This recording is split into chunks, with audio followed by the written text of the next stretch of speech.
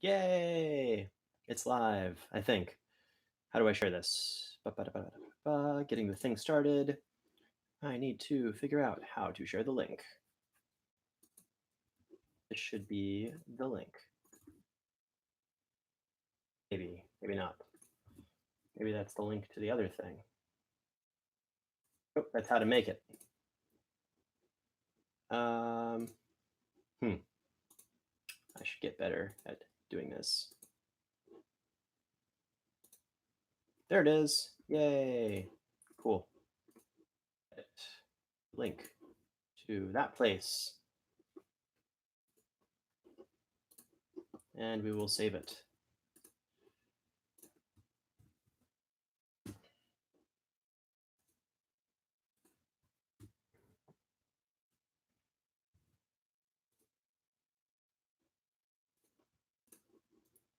And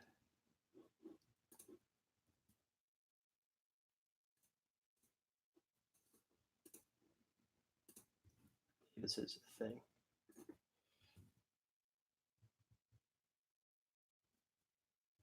Cool.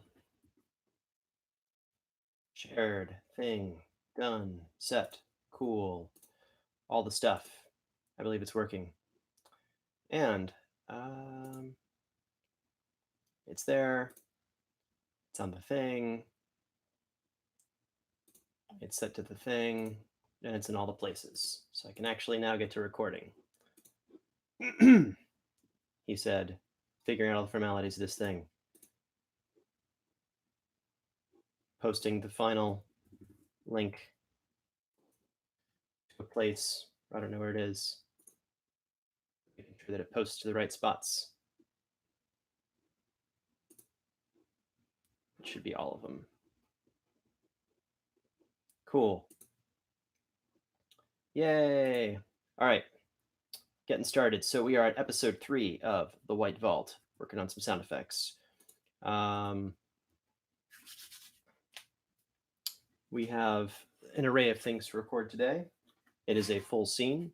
Most of the episode is going to be this, so I have a lot to record. We're starting with some sounds of ruffling with cans, plastics, and things of that nature as dinner is prepared.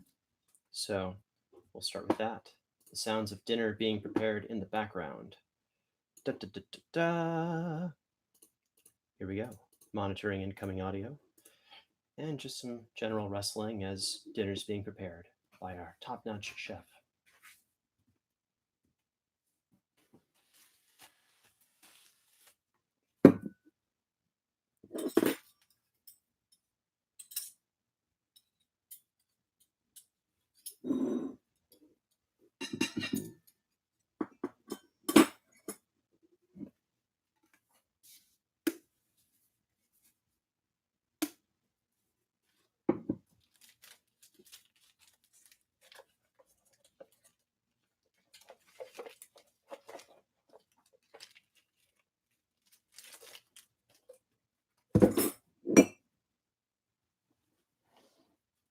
Cool.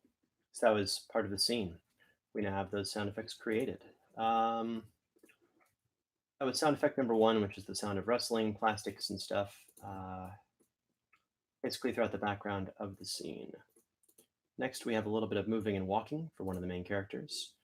Just sort of an approach. And it is Graham Kasner, so we need his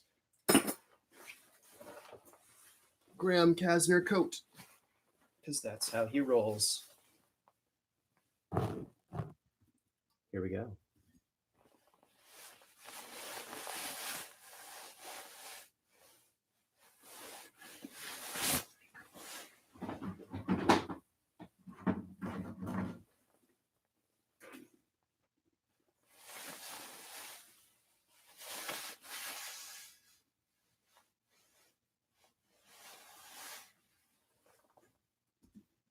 And now I need the sound of packing. Behind me, there are some things which will be packed.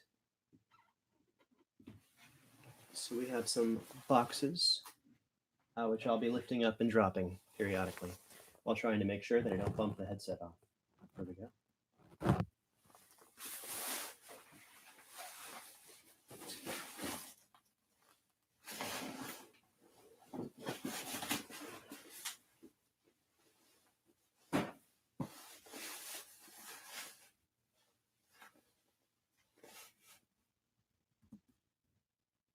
So this episode is a lot of little short recording sound effects pieces, which are kind of fun, as opposed to one super long one, or a bunch of super long ones.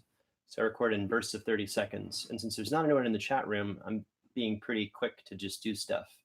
But if anyone pokes their head in, I will be more explanatory for what I'm doing.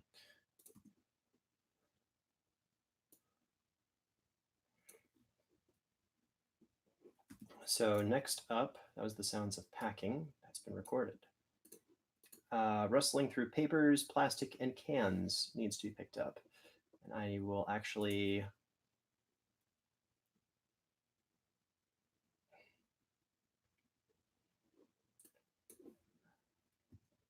double check that I didn't already record that.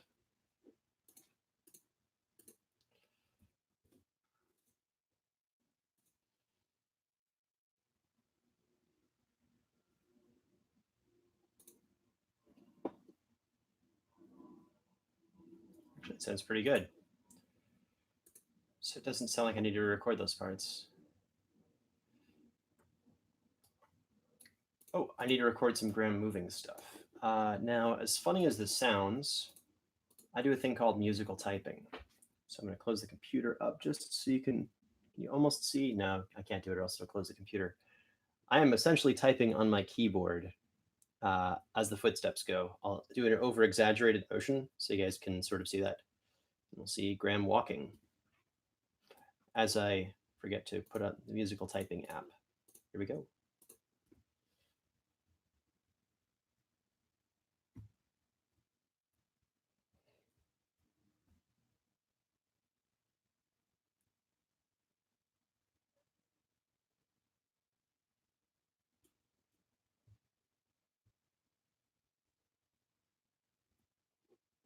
Cool. Now we're back to Jonas. It's kind of like a little bit scattered. It's not as clear cut throughout the entirety of the scene because there's so many things going on. I want to make sure I don't miss any of them. So I finished Graham moving. I've got Jonas rustling through some papers, plastic, and cans, getting ready for dinner. So once again, I've got some plastic.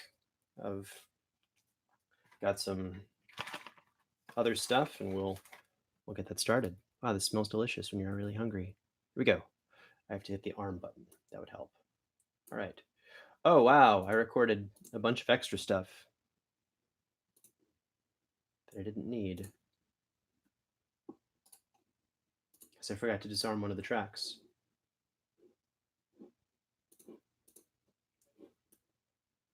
Cool. All right.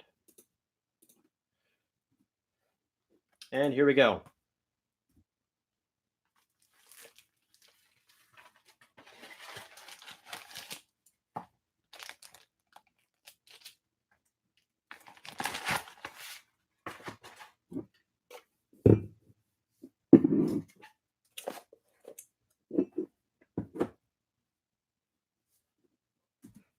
And those are some sounds of some cans and plastic. Next up, we have a little bit more of Jonas getting dinner ready. Getting ready.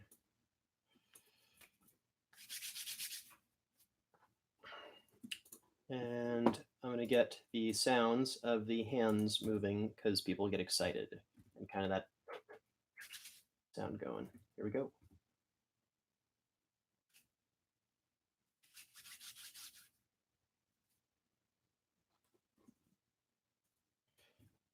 And now we have a little bit more walking from Rosa.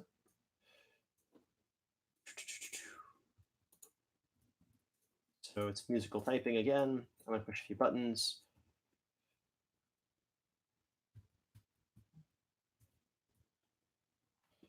Now it's time for the presentation of the meal, which is the exciting part. Because I'm actually starting to get hungry with all this food in front of me. Okay, that's the walking. We're going to need a sound of her putting down her phone. She was recording into her phone in the previous episode, and she's going to put that down and away. So I'm going to use just kind of a brush sound because it's very far away from what's happening. So here we go. We've got the sound of Rosa putting away her phone. I lost my place because I pushed a button. No. Here we go. Back to Rosa putting away her phone. And also welcome, dear friends.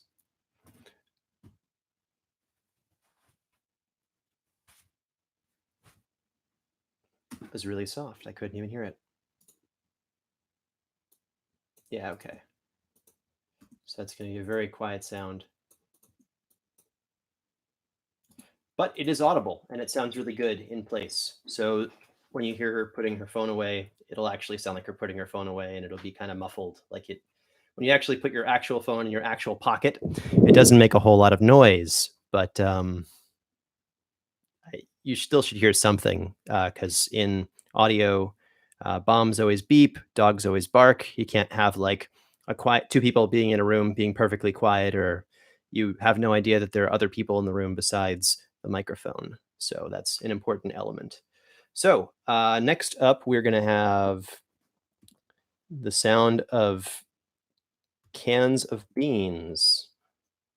I'm substituting for corn because I don't have beans. I'll actually have to grab a second can because I think they get clinked together. Oh, I have these guys. It sounds like definitely cola. So I'm going to grab a can real quick to clink on this one. And then I will be serving dinner and then eating dinner as all of the different characters awkwardly by myself as a party. Okay, hold on just a few seconds.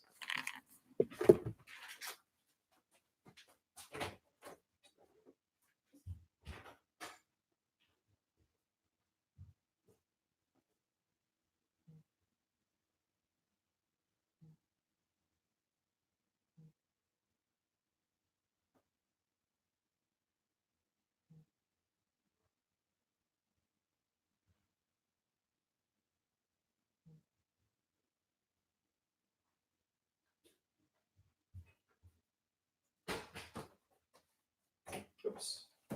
Did not close that all the way. And the door will open because of pressure, which is a very funny phenomenon. It is not ghosts in this house, but there is a lot of uneven pressure, so it will make lots of noise. Okay, so for authenticity, we actually have a can of beans and a can of other beans because I wasn't sure which she wanted. So it's going to be, hey, Chad, good to see you. Our friend from the Antarctic. Station Blue. All right, I'm going to clink these things together a little bit during the explanation.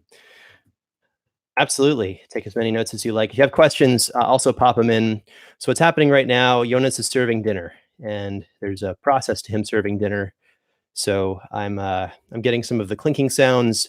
Then after I figure out how he's moving, I'm going to do the motion sounds.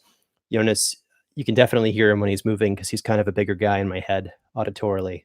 So we'll start with simply the clink of the beans, then start putting some food on a plate, presenting things on a plate, and then the eating sounds to show to show what I'm looking at right here. In front of me, I have 2 cans of soft drinks, of water, cans to clink, my mouse. There is a plate of cookies to my right. Somewhere there's an extra bowl for sounds of pouring. I have a cup of water, which I will need after making more motion sounds because it is quite hot in Florida and I am melting. So we're going to start with the clink. Here we go. The clink of beans. I wasn't sure which beans she meant in the script, so I got both.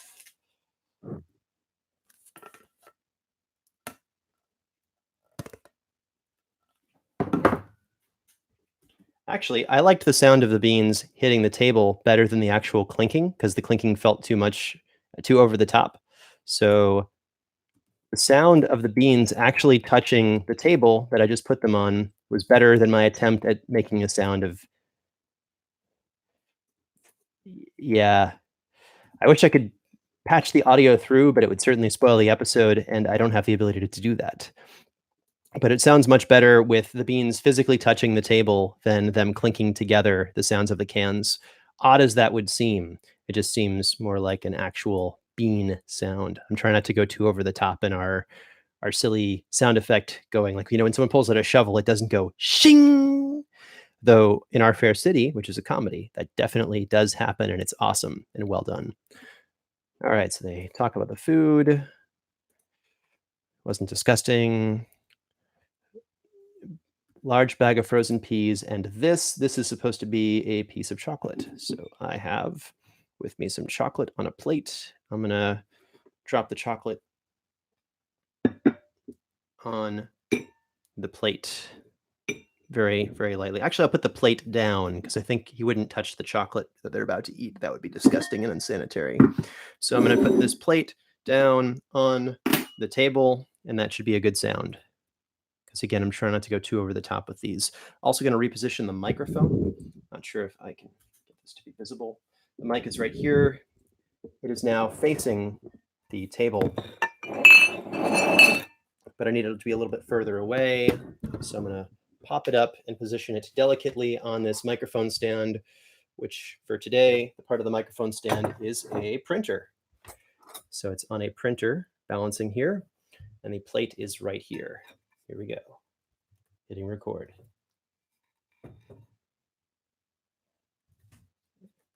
It's a very gentle sound because Jonas is a larger guy, but he's dainty. So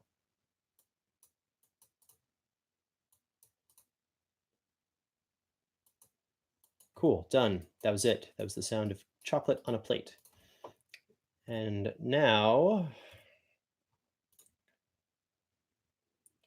it's the sounds of people eating, clatter of glasses, plates, and utensils clicking with the group set to eat. So I'm going to do this in phases. The microphone in this scene is supposed to be far away from them. Hey, wild things. Wild does things. Will does things. It's Will. It's not wild. It's Will. Well, Will, you could be wild. I don't know. You probably are, and that's good. Welcome and hello. So we're about to get into an eating scene. The characters are going to sit around a table and eat. The microphone is on the other side of the room. It is the recorder from inside the bunker. And we're going to start with that. So this is a bunch of sort of plate sounds. Then I'm going to get to utensil sounds. It's sort of setting a table, setting out drinks. That's what I'm going to try and do here. So I can put these cans away because the food has now been prepared. And now the food must be served. So I'm serving food. Step 1. 14 in wildness. I like that. 14's good. That's a +2 modifier, I think. 17, 16, 54. Yeah, +2. Yes. So we're going to pour some. I'll put the things down in front of the camera. That way you guys will actually see the sounds I'm creating. That's my surface of recording. The mic is right here, just off camera, right here. That's it. Here we go. Serving dinner in Svalbard. Oh, the headphones, which heads are you using on the Zoom? That's a good question. So this is a H5 Zoom. It's a cool little microphone. I'm currently using the default stuff. I literally just bought it. It came out of the box like this. I'm using the left, right, and the direct input into the computer. I haven't made any adjustments whatsoever. It's just straight out of the box. So it's the de facto default stuff. But you can totally hear every time I talk. If I don't have this wind filter on, everything I say totally gets destroyed. Yeah, the little XY guy. Yep. So again, I'm going to put it on its perch, which is sort of comical. You can see the printer now. It makes a really great holder. Like, this is probably not the intended use for the printer, but that's okay.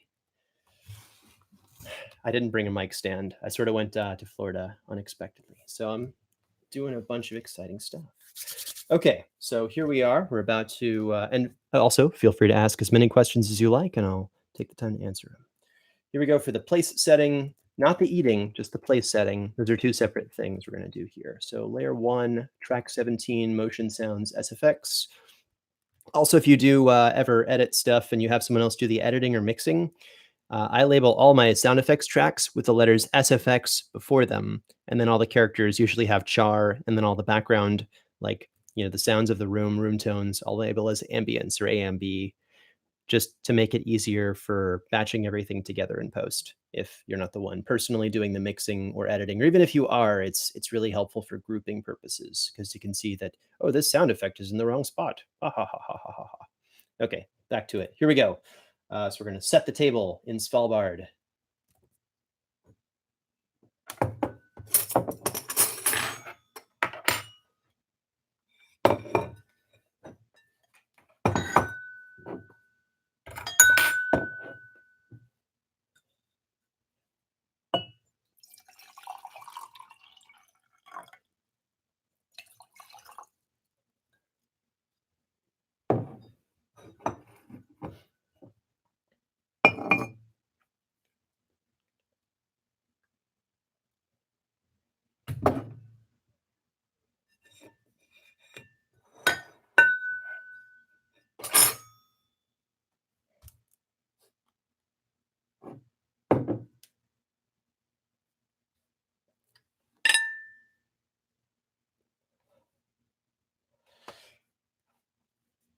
So I was going to take a drink, and this is the most disgusting cup I could have selected.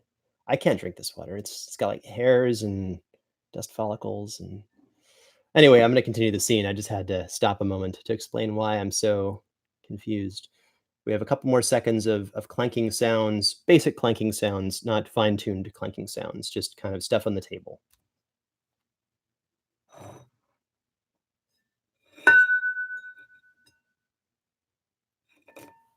And I need to kill that sound, which happens twice, because I don't like that one.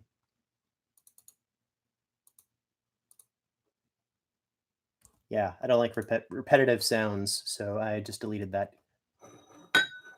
because it gives off way too much reverberation, and then you're kind of like, what was that? And we have a lot of subtle sounds that are like insidious, so I didn't want to keep that one. Let's go back to the scene. Continuing on, how long does this go on for? The scene goes on forever. How does the scene go on so long? Oh my gosh. When do they stop eating? This looks like a 5-minute scene, but that can't be right. Script, when do they stop eating? Really? Do they keep? Okay. I'll have to keep through this for probably about 40 more seconds. And they kind of stop eating. Yeah, it's a small meal. Okay. Here we go.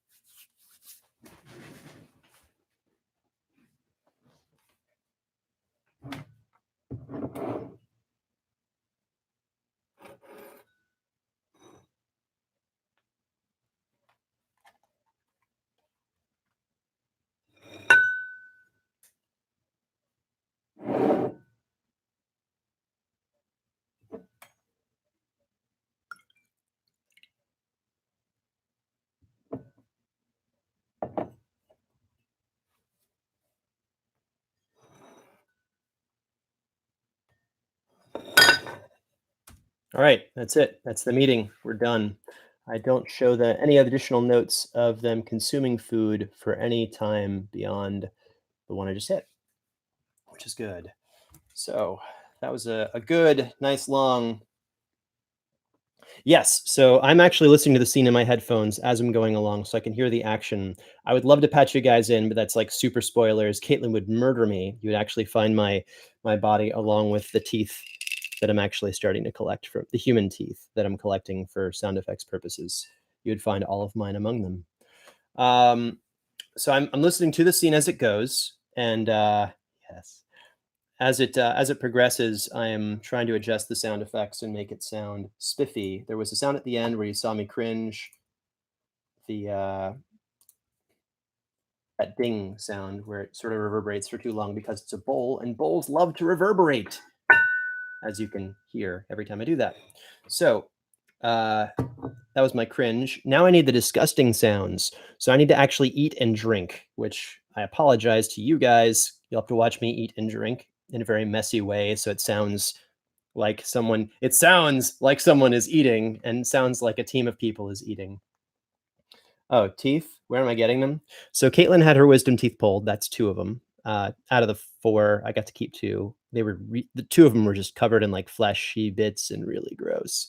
One actually, my dad donated this one. So when I got my first cavity, he had a tooth pulled right before me, and he had no numbing agent, no anything because he's allergic to that stuff, and just said, and we kept it because he looked at me at the end of it and he went, he looked at the dentist and said, I've been punched hard. The dentist is there sweating and like dying and like terrified. And then he looks at me and goes, all right, you're next. And I'm just terrified because I watched them literally pull a tooth out of his mouth with nothing. And it was like messed up. And I kept the tooth from that day. So I have his tooth. Um, Incidentally, what's left of the tooth, they're very small. But so I'm collecting a collection of human teeth, working on it. I don't quite have as many thousand as I can, put and make staircases out of, but I've got 3. And I also have some rat skeletons that we found in our floorboards back at home. So it's a stepping stones of my teeth collection. And every time they find a box with teeth, 3 of those are actual teeth, and maybe I recorded a few times, and you don't know the difference. That it's so many of them, and then the rest of them, the teeth sounds. There is a jar around here somewhere with little nuts in the jar, and they sound fairly similar. Uh, I can't seem. Oh, there it is.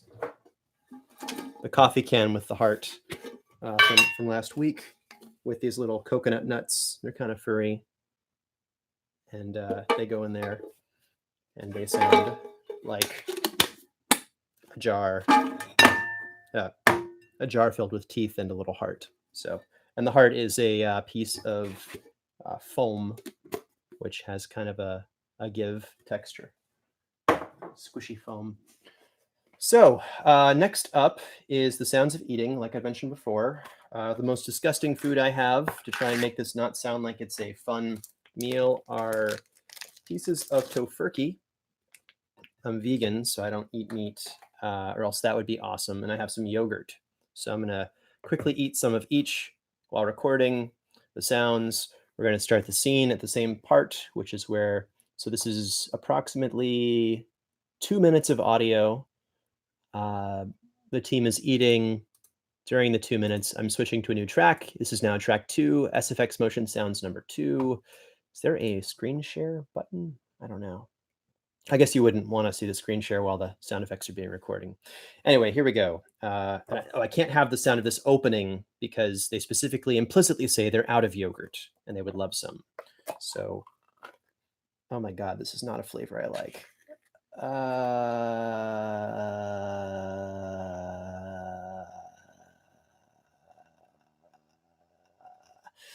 Okay, I will overcome my distaste for this taste by doing my best. Actually, that was a really cool sound. I'm going to use that as well because that's kind of a neat little rattly sound. The flavor is key lime pie. I'm not a fan. I am a fan of any like regular fruit flavor, but let's just record. Oh, I need water too. I'll need some drinking sounds, some water that doesn't have weird particles floating. Oh, that's really gross. I'm throwing that out.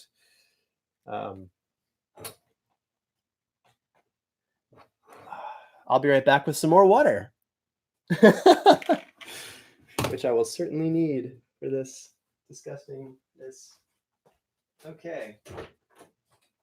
Sink water.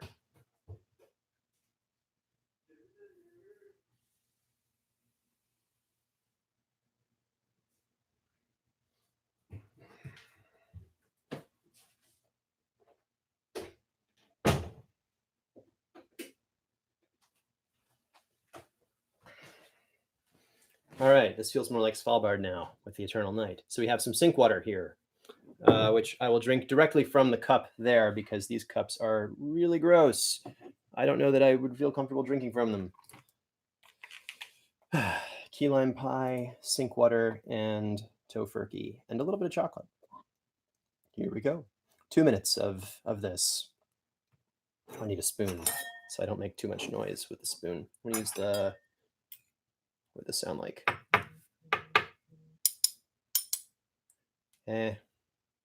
Probably won't make that big a difference, but I think the bigger spoon will make a larger sound. I have a big mouth, and if I can make bigger sounds, it'll sound maybe more believable. Here we go. Oh, I have a text, and I need to also make sure my phone doesn't make those noises. Ugh. All right, here we go. Eye of the tiger, eye of the tiger. Here we go.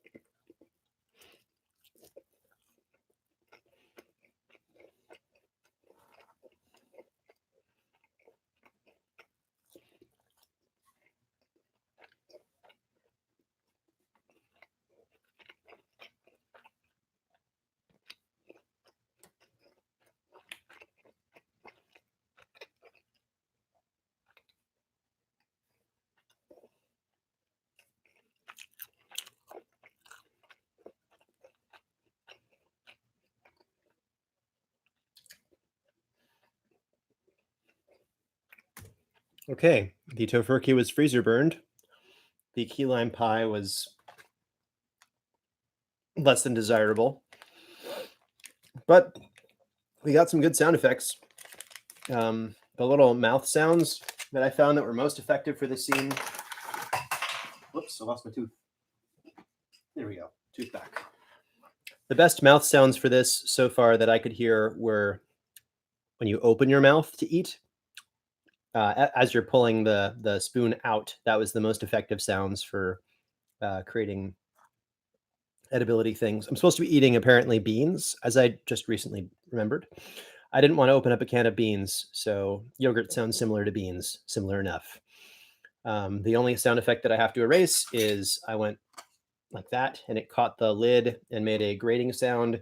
I'm not having any more of this. No, no, no, no, no, no, no. And that was pretty good. The last thing I need to do is eat the cookies. So someone during the scene is going to be eating chocolate. I'll find a strategic moment and start eating chocolate, which is my treat for getting through the key lime pie and freezer burned tofurkey. Oh man. Motion sound effects, layer 3, separate track of eating. Here we go.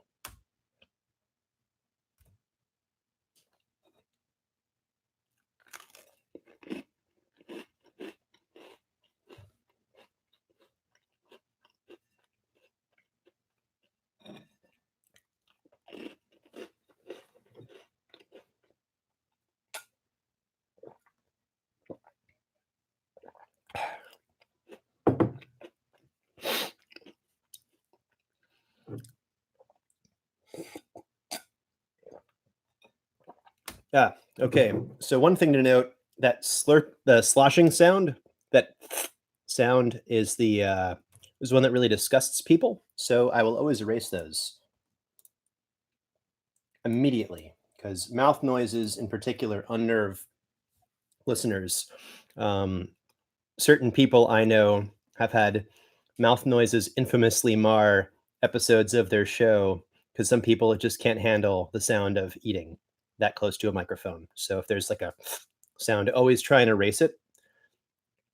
Okay, that's good. That's good. Well, sorry you're having to listen to me eat and drink. Hopefully, uh, this I've been a delicate eater, so it's not like uh, grating noises on your ears. But I always try and kill those out, and I don't think you've been disgusted if you I think they'll be really low on the mix too. That helps. Yeah. Station Blue never went too crazy with mouse noises. I mean, I suppose there's a dog, DJ, hidden in the episodes, but I've never heard of a mouse, so I think you should be okay. So beyond DJ dogs, um, I would say the mouth noises, you just wanna make sure they don't go too extreme or too slurpy. If it sounds like someone sipping a Slurpee, you've gone too far. So we're gonna go back to, drinking a little bit and then continuing the last cookie. I'm probably gonna do it in the opposite order because the first half is me eating yogurt. It doesn't have any chewing sounds. The second half is me eating tofurkey, which is just chewing sounds. So I'm trying to make sure that it has a little bit of an alternation between the two. So it's not just all like everyone had yogurt, everyone started eating chewy things. So I'll kind of mix them around a little bit. Um, the characters in this scene, so the White Vault has only 4 characters, and there are these 4 explorers in Svalbard, Norway, and they are sitting around a table eating, and they are the main characters: Graham Kasner, Rosa de la Torre, Walter Heath, and Jonas Thorsson, whose last name has very few English characters in it. So it's all the main characters of the show, just kind of sitting around a table eating. The beauty of having such a small cast is I know their motion sounds very intimately. In our previous show, Liberty, for instance, every one of the characters had like a different motion sound bag or kit that I would give them. So one woman named Jalo, she is a really tough lady. I would always give her this bag that has a bunch of jingly bits on it because she had like military stuff. Dr. Kovsky was kind of a more of a denim guy, so I'd have like denim over my shoulders and just kind of like brush denim as he was walking or grabbing things.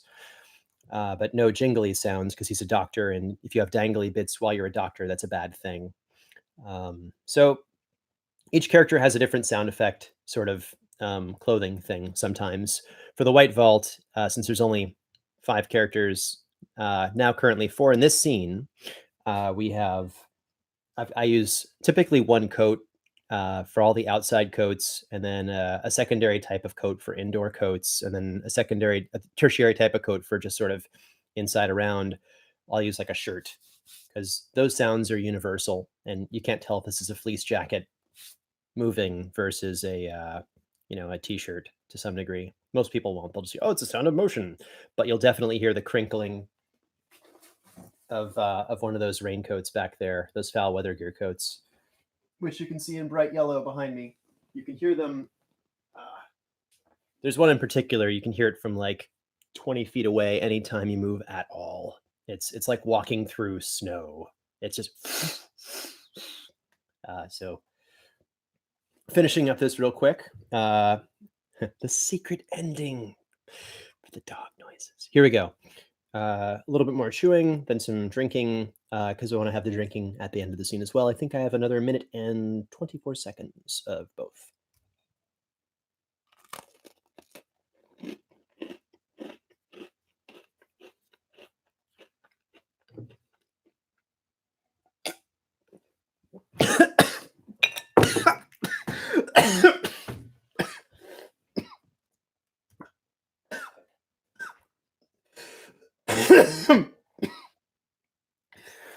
That would be great if one of the characters choked during the scene. This is not great. Let's try erasing that. That can maybe go in the bloopers. Let's just do that. Cool. That's the sound of the sound guy dying. That'll go right up there with some other amazing moments. Usually not by me. Okay, here we go. Back to eating and then drinking in that order. Drinking down the correct. I know, right? And the sniff sounds are also pretty good because there are 4 characters in the scene and they all do chat. You do have to be cautious, though, that your sniffles, if you do panning left and right or beyond that, omnidimensional, that you don't attribute a sniffle to like a character who's on the right And then you have them like talking, and then you sniffle on top of them talking if you're doing any sort of panning. Here we go. Back to our delightful meal of cookies and milk, or cookies and water.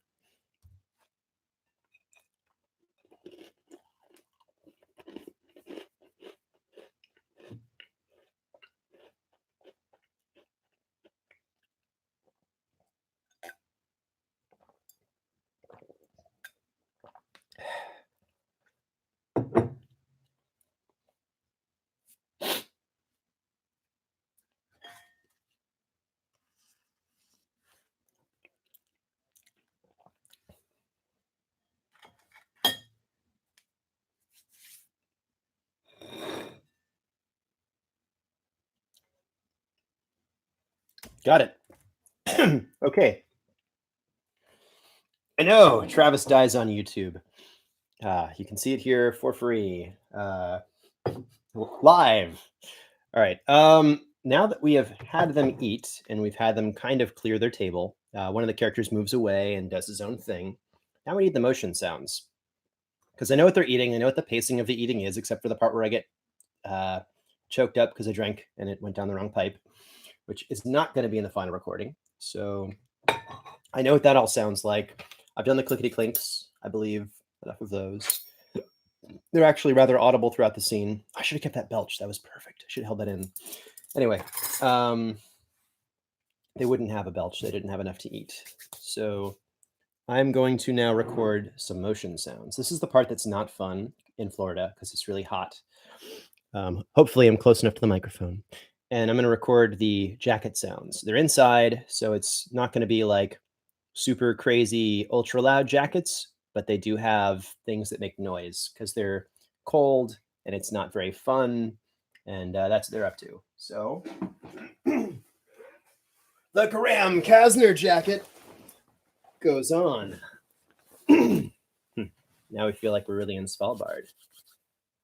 So these are sounds of me moving as if I was eating a dinner for about 2 minutes. And this is going on to motion track number 4. Okay, and also I can hear not only the sounds of the scene, but the sounds I'm creating live as it's going on with minimal latency. It's called monitoring if you're using it on your own. So the microphone is over here. Because this is a stereo microphone, I need to put it in the middle so it doesn't sound like, hey, all the eating is happening to the left. Since all the sounds were happening in the area, I faced it this way, and it was sounding pretty centered. But if the motion sounds are not entirely even, it'll be more difficult. So I'm going to face it at me.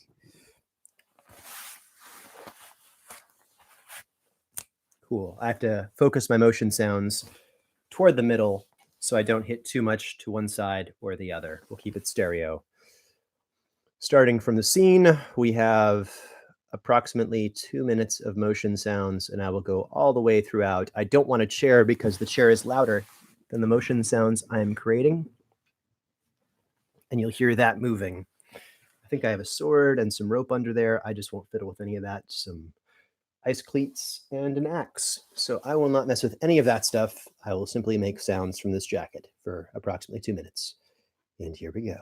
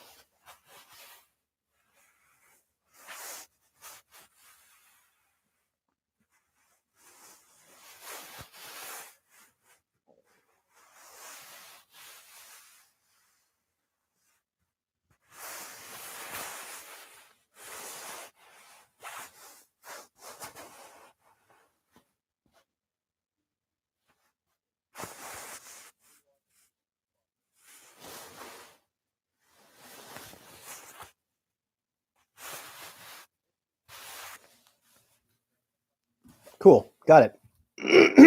So a lot of those little annoying motion sounds, and they do make the scene somewhat better. I noticed two things while I was listening to the scene as well.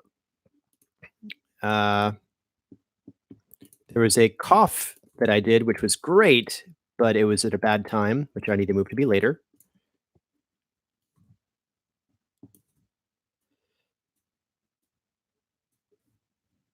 And it's been moved. And there's a second thing.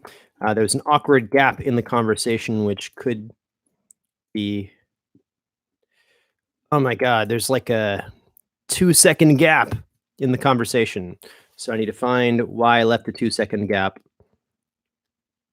And apparently it was purely an accident. So as this was purely an accident, I now have to grab everything from that second forward to the end of the track, to the end of the scene, and deselect a few of the ambient tracks, and all of the things will have to move because I don't want to affect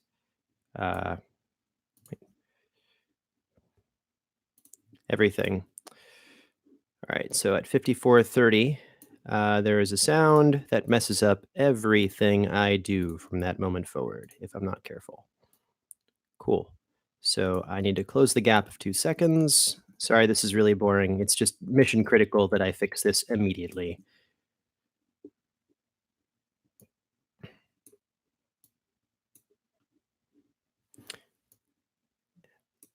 And did that ruin any of the ambiances? Cool. Nope, we're back. So that's everything. Yay. Sorry for that boringness. So now there's no gaps in the conversation. I usually trim those all out, but I hadn't done that yet for some reason. So that was all the motion sounds for the scene. I'm not going too crazy. They're not doing anything actiony. So I don't want too many too many of those sounds, or else it'll seem like a really active dinner. I'm now scouring the script one last time to make sure there are no super important notes on sound effects that I've missed in the scene. I kind of started the streaming a little bit early just because I felt like recording stuff and getting that started. No. I saved the file as well because I forgot to save. So I need to add a boiling sound at some point, which I already have stock recorded, and a stove lighting. I can add that easily. The plates, the glasses, the utensils, that's done. That's good. Now I need to add some.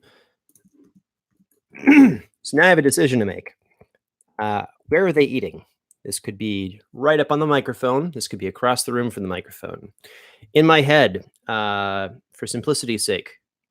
Oh, do you decide which sounds are going to the episode, or is it all in the script? So the scripts are usually pretty specific.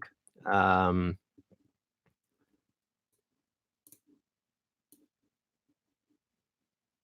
gonna post an example right here of what a script looks like.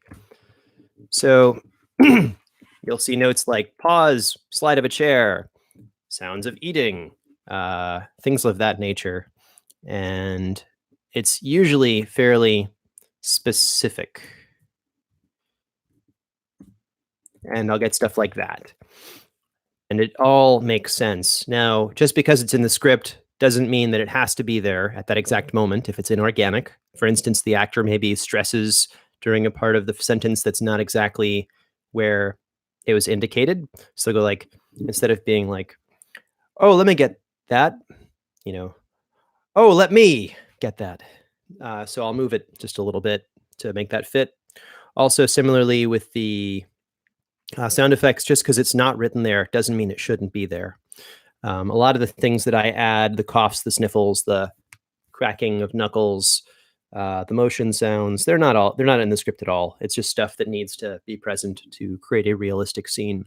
Some of the extra things, I mean, they're not eating a whole lot in this scene. It's not described as what they're eating. I mean, they talk about it, but I'm specifically trying to create sounds that sound like people eating, not that sounds, that can't sound too disgusting for the the effect we discussed earlier. People don't like the sound of people eating.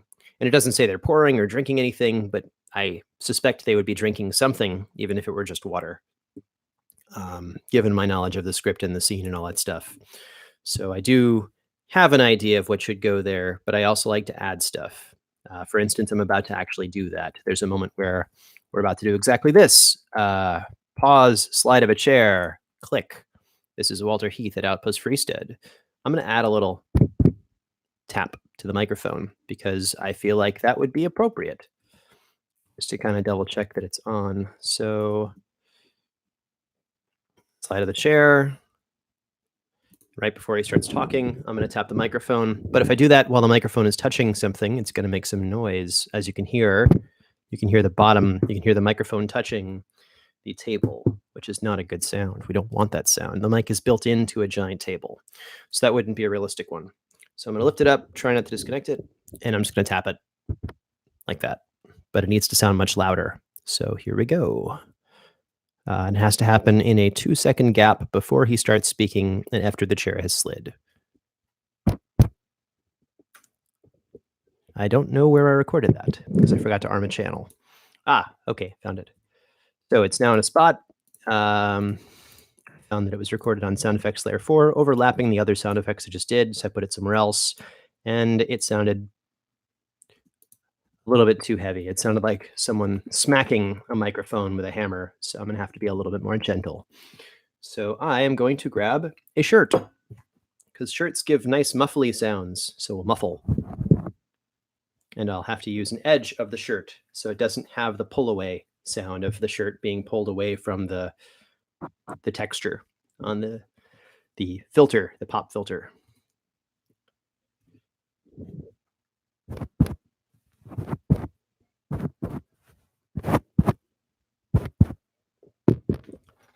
Let's hear how they all sounded.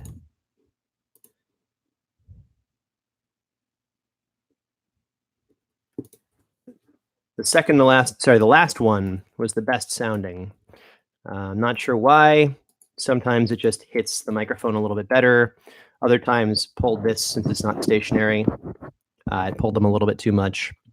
Caught too much drag on the filter itself. The last one just happened to impact the microphones perfectly and made that nice, satisfying, like low-end thunk, like that view. However, it's not in the right spot. Here we go. Ooh, it's a little bit too high pitch. So I'm going to lower it into a space I have called bassy sound effects so that it doesn't sound too high end. I may have to actually give it its own because it's too. So equalization is the frequency range. You've got like high end frequency, which is like bats and stuff, or really annoying screams. And then you have mid frequency, which is the sound of kind of voices and where those can lie. And then you have like bassy frequency, which is like when someone's listening to NPR in their car and it's too loud and you can hear it from 2 cars away with their windows all the way up. So the frequencies influence sound effects in such a great manner. So I have some tracks that are basically just pre-affected frequency ranges. So I can record something, I'll kill all the mid or high frequencies, and then it'll sound completely different, even though it's the same sound. A lot of the stuff that I've recorded today is flat. I don't affect the frequencies at all. It's if you looked at my a range of frequencies from low to high, they would be a flat line because I have not boosted or lowered any of them. If you look at what I'm about to do with this one, which I can't screen share, which is really annoying. Maybe I can take a picture. I do have a camera. Okay. I can overcome YouTube's shortcomings of not having a screen share feature. Let's pull up a frequency effector. And here we go. This is good. And we have a picture. Good. So that's what I'm looking at. So the little bars are low end to high end. And this is backwards and mirrored. So this is the high end and the other side is the low end. And you can see that I've kind of, man, why is it so bright? Come on, phone. Don't be that bright. Don't do that to my friends. There we go. Cool. So you see there's little sliders, and I can pull them up and down to boost and lower them, and that's what I'm doing.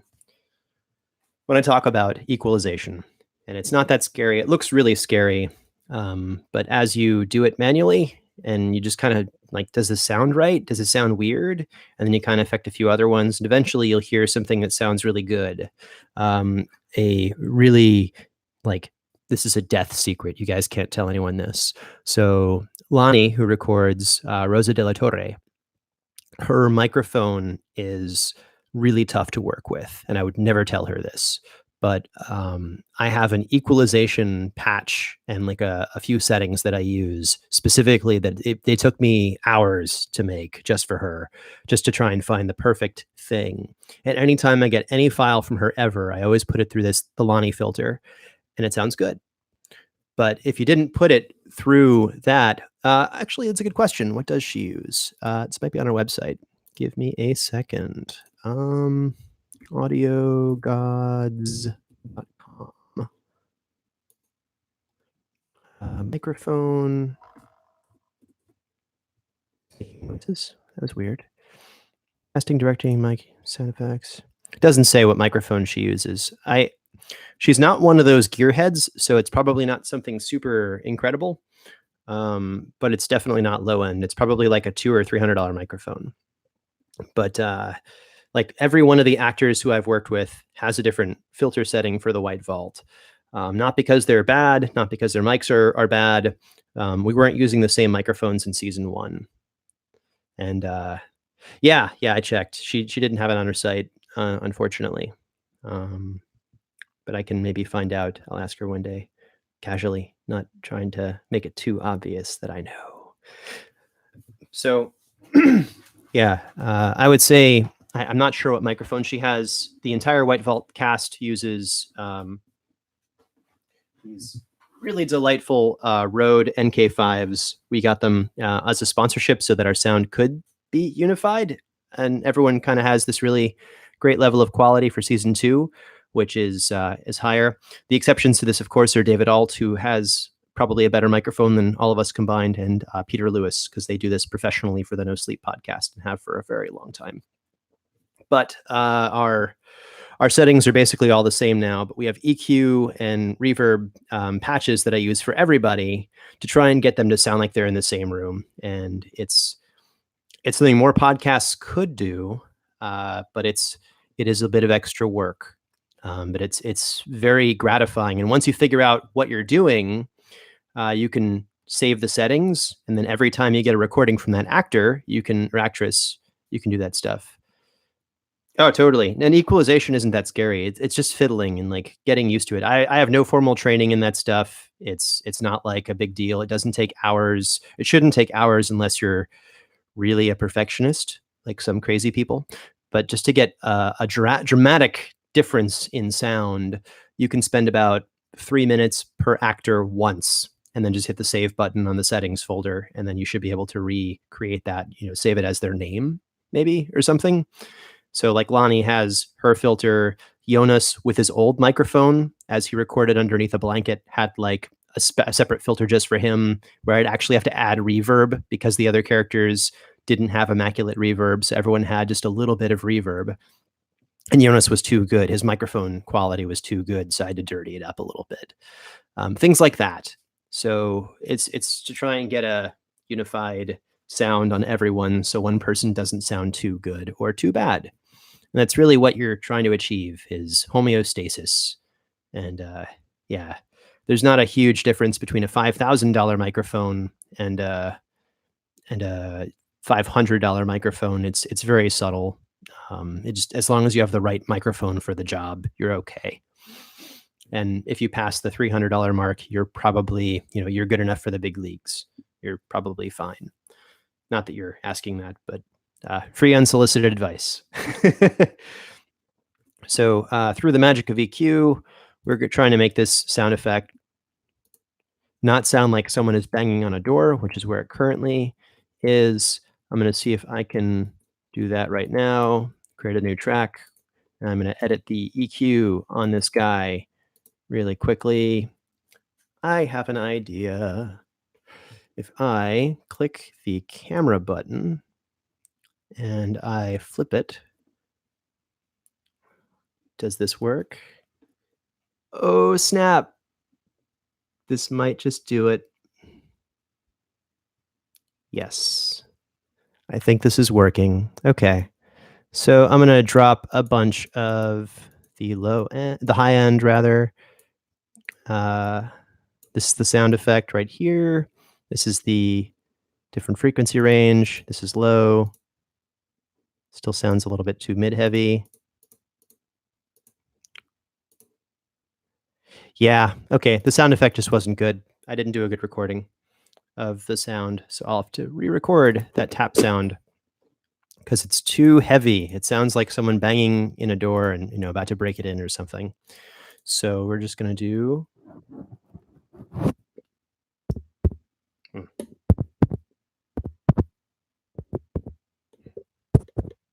that. That's what's killing us, the filter, which is stopping my voice from sounding like a hurricane.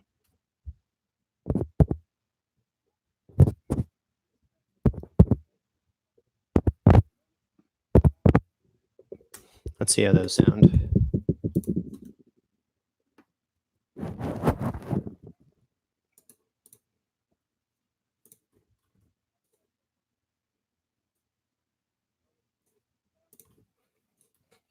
Lighter touch one sounded better, plain and simple. Yeah, the lightest touch one is the best, so I will go with that one.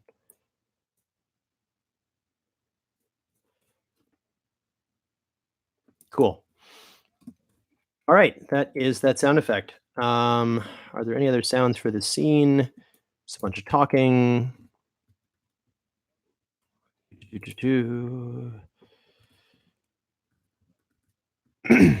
He talks for quite a while on that radio, as he is inclined to do. Same lines from last episode, rolling of a chair, just looking through to see if there are any additional notes. Can make it 16 kilometers. We agree. Here's what we're doing. There's a sigh. But there are no more sound effects. So I think next scene, does it have any sound effects? It's talking. Nope, it's a single person dialogue. They read their thing.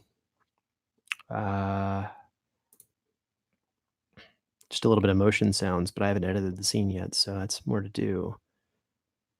And I don't see any more in the next one, except some standard stock sounds of motion, but nothing else that's particularly fun.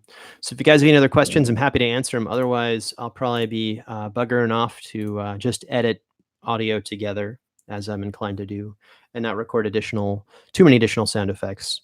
It would be not enough to really. Sure, we have a question from Chad, all the way from the Antarctic, Station Blue.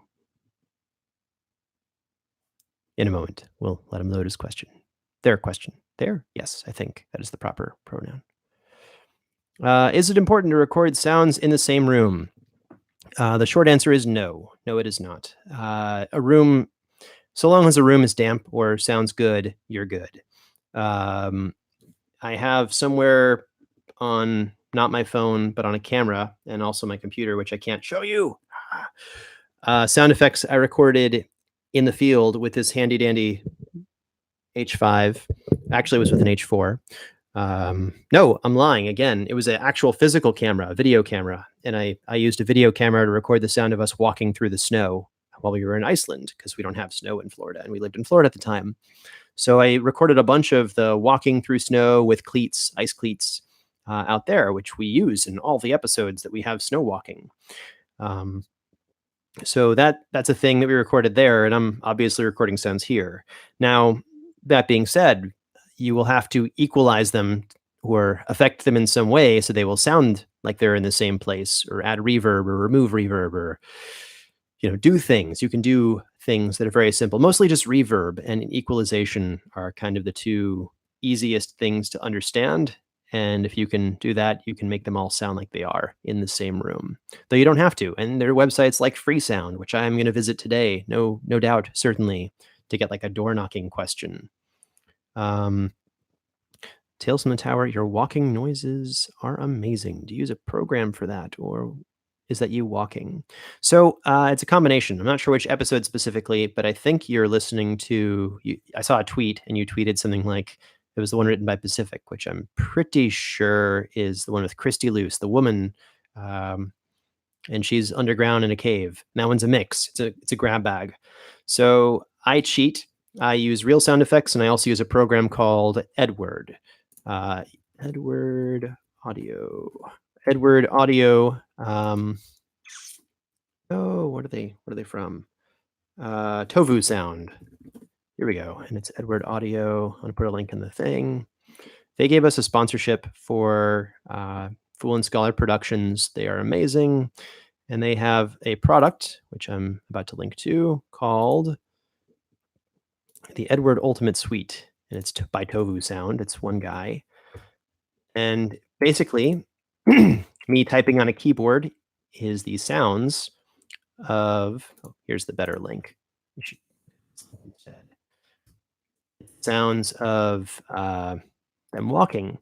So if you go to that link and you scroll about a third of the way down, you'll see a picture of dress shoes on asphalt and boots on dirt. So you basically set what you would like your shoe to be, what you would like your texture to be, and then you can even affect the reverb to some degree, but it starts off pretty dry, so you can always add more reverb. And it actually has the descriptors. They have sneakers, boots, dress shoes, heels, flats on different performances, extremely slow walk, running, stairs slow, landing, scuff, scrapes 1, 2, and 3, medium slow, walking. And they have the surface types as well, everything from deep water to asphalt to Swiss dock to creaky wood. And they have some clothing sounds, which you can also use, which are kind of cool, but I never really do that because it's easier just to do that for me. They also have some props. Dog tags is a useful one, but again, it's easier for me to do those ones really because I usually have the items they're talking about, and it's if you can do it live, it's easier. And also, there are some really great stock footstep sounds. Sorry, I've been rambling for a while. That I got off of Sonus. So I have like the ultimate footsteps VSTs from them, or recordings. They actually recorded footsteps that are immaculate on different surfaces. Also, I hate footsteps. I did some exchanges with a few podcast people, the Orphans, and a few others. We traded footstep sounds that we personally recorded. And I've recorded a few of my own, but I hate doing that. How do you go about putting together room ambiances? Again, freesound.org is very useful. Also, recording stuff on my own. Also, I bought a bunch of stuff off of Sonus, SONNIS. They've got some great sounds on there. Again, here's a link. And they're pricey. That's why we have a Patreon, though, to make our stuff sound really, really good.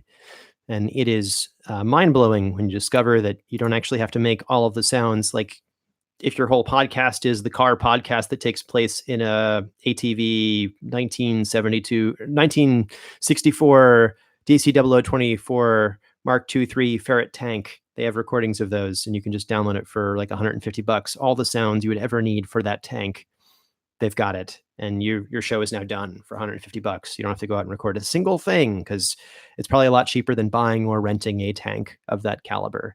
You can get a bunch of free sounds as well at freesound.org, which are super useful. How I go about designing sound effects is a mixture of stock stuff from websites like those. I also go out and record my own stuff. I also mix more than one layer. If you just have one layer, it's kind of okay, but it's not optimal or ideal. It's not great. It's not gonna, won't be immersive. It'll be non-distracting. So there's different reasons you would do this. Like season 1 of our show called Tales from the Tower. We have one sound effect for the background for the entire season. It's just a single sound you can get on free sound called like lab op or something. And it's just, and the purpose of that sound is to mask all of the times where the microphone that the actor is using cuts out and then cuts back in because I affect the spacing of their performance. So you can't hear them go like, it was the 5th of November. It was the 5th of November. And now when it's actually done, it was the 5th of November. Mic cuts out, total silence, pause. It was the 5th of November. Mic cuts out, pause, and utter silence. And you can hear the mic fade in and fade out no matter how good I do it. So we needed a sound underneath it. And that's like masking. So you do this to mask microphone sounds if you picked up ambience in a room or something, because we didn't know what we were doing, and we needed a means, nor did some of our actors, and some of them still don't. We still don't to some degree. So that really is helpful for masking sounds. And then if you switch over gears and trying to get into like actual designing a space, okay, that's a little bit different. So you're not masking it. You're not grabbing like one sound effect and putting in the background. You're now thinking like, okay, um, so Tales from the Tower season 2 still uses that stupid loop sound for throughout like 80% of the season, or maybe 60% of the season, a little bit less, somewhere between that. And the other things are like, okay, they're outside, so we want a wind sound effect. So there's a wind sound effect that I recorded in when I was living in England. So it's just the sound of wind, and it's called like wind edited dot something, and it's on my computer, and I use it forever, and it's like 8 minutes in length. So it doesn't really have to loop. It's a very nice sound, and we use that. And then, okay, if they're in the fringe, there's a really creepy sound of a gate sort of squeaking, and it's a really big door to a barn. It goes like, moo, but it almost sounds like whales because it's really bassy and low, and it doesn't squeak on a regular interval. It's like once every 20 seconds. So that's constantly going on in the background, and it's the whole thing in one loop of that recording is like a 5-minute loop. So it doesn't feel, again, repetitive, because if you have like a 30-second loop of birds chirping, you'll start to realize that bird number 7 always chirps buck, buck, buck, buck, every 30 seconds. So we've got that, and then you add more things to it. You decide, okay, it's raining. Maybe we'll put some rain on top of it. We don't want to use just one type of rain because, again, that can get repetitive. So you record rain digitally, because I've got some things that sound like rain. I can push a button and hold it down and play it like a keyboard, and it'll sound like different types of rain. It'll pick up, it'll die down, add more digital wind, and then record more actual, or take some stuff off of Freesound. So you can get as crazy with it as you like, or you can get as dumb with it as you like. I'm sure I've gone way too much into detail, and you probably hate me now, but that's how I kind of go about it. I usually have at least 3 layers, up to maybe 8 for a scene. Cool. Yeah, like Dark Dice, for instance, is the sound of a hurricane. I was out in a Hurricane Harvey this time last year, and I just left my mic out there for 10 minutes, and it was like a lightning strike every 10 seconds, 20 seconds, and it sounds awesome. So it's that plus a campfire plus digital rain, because you can very clearly hear from Hurricane Harvey that I'm hiding and try not to get struck by lightning underneath something. So you hear the rain hitting around me, but it's very clearly not raining on the microphone. But the digital rain sounds like you're in the thick of it, and it gives that sound. And then I added a wind sound. So it's like 4 layers. That's most of episode 1 of Dark Dice, is those 4 layers, plus give or take a campfire, or an alternate campfire, or some music or bells or other creepy things in the background, and maybe occasionally an animal. Oh, I had the sound of owls. I added an owl loop. So you have those creepy owls. They go every 2 minutes and 30 seconds. Irregular hooting. So that's kind of ambience in a nutshell. And the White Vault is, how many layers is Outpost Freestead? The Outpost itself is typically 4 layers. 2 for wind, 1 for the air conditioner, and oftentimes either a heater or the static sounds of the CB radio they use, as of this season. Previous season, another cool thing, like this is like super high level, and this is like the greatest thing ever. The entire season 1, every episode is its own. Every one is kind of like its own folder. So it's like, okay, let's open episode 1, and then everything loads, and you go into episode 2, and it does the same thing. And I've cheated for season 2. It's all one folder. So every time I load Jonas's tracks or Rosa's tracks, all my presets are already there. It's done. All I have to do is just load it in, and I just mark the episodes every. I give them usually 30 minutes, extra couple minutes of silence on either end. So Now for like the sound effects for Outpost Freestead, I'm literally just grabbing it, copy, paste it in the same spot, and it's not taking me any time at all. It saved me so much headache, so much work. And I've even like labeled like, okay, this is Outpost Freestead, steal from here. This is the longest scene currently that I have. So I don't have to like loop parts of it over and over again. And that has been the biggest time saver I have done, period, since going to virtual footsteps. Just super high level stuff. But the reason I mentioned this was in season one, Outpost Freestead had an additional 2 or 3 layers that just weren't really necessary. I had that the low end thing that I mentioned before from Tales from the Tower, but also I put in what was it called? There was a 20 or 30 hour MP3 they released of a boat going through the Arctic, kind of bumping against ice as it's doing that. And I chose about a 2-hour segment of that sounded really good and broke it up over the season for the background. It sounded a little bit sloshy at times, and you could almost tell that it was a boat, not wind or something getting knocked. But I stopped using it ultimately because it didn't sound as clean as I was hoping. So sounds can evolve, locations can change, the storm can get worse or better or whatever. But yeah, that's hopefully all your questions answered. And I think that's all the sound effects that I'm really doing for today that aren't just, me pulling in some stuff from Freesound or Sonus or stuff I've already recorded, and doing a bunch of the manual editing stuff, which isn't exciting to watch. It's just me going like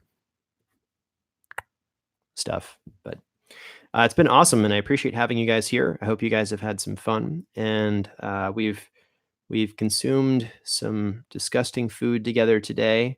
I've nearly died while choking on water, and we found a tooth. Oh, hey Terry. Oh, I'm sorry. Yeah, I should have announced it earlier. I just sort of decided like, hey, this would be a great day to do the thing. But yeah, I'll probably do episode 4 probably in a week or two. I'm ahead, so I'm too far ahead right now of where I'm supposed to be, but I also have a lot of other projects to catch up on. So I'll be doing those and turning that stuff. It should be available after you finish it. Yes, yes. I think I understand the thing you're saying. So episode 2 comes out Tuesday. Episode 3 will be out 2 weeks after that, or it'll be available to Patreon people, not this Tuesday, but the Tuesday after, because I'm trying to make it seem like I'm not too productive. So if I get too far ahead, I don't shoot myself in the foot and then have like a 3-week gap before I release the next thing to Patreon people. I think that's all the things I was thinking. Yeah, that sounds about right. Because that would be awkward. But people should be able to watch the stream in full once it's ended. Oh, really? Interesting. Unless it gets saved to your... Yeah, I think it does get saved to the channel. So it is still there. You can catch up and see all the things that I've done. The first 5 minutes is me freaking out about how to share it. And then like from about, I would say 35-ish minutes onward is really the fun stuff. I would say that's the really good stuff where there are some moments here where I'm choking on really bad key lime pie flavored yogurt. But yeah, thank you guys, and I will catch up with you guys later. And travel is not advised. Dun, dun, dun, dun, dun, dun, dun, dun.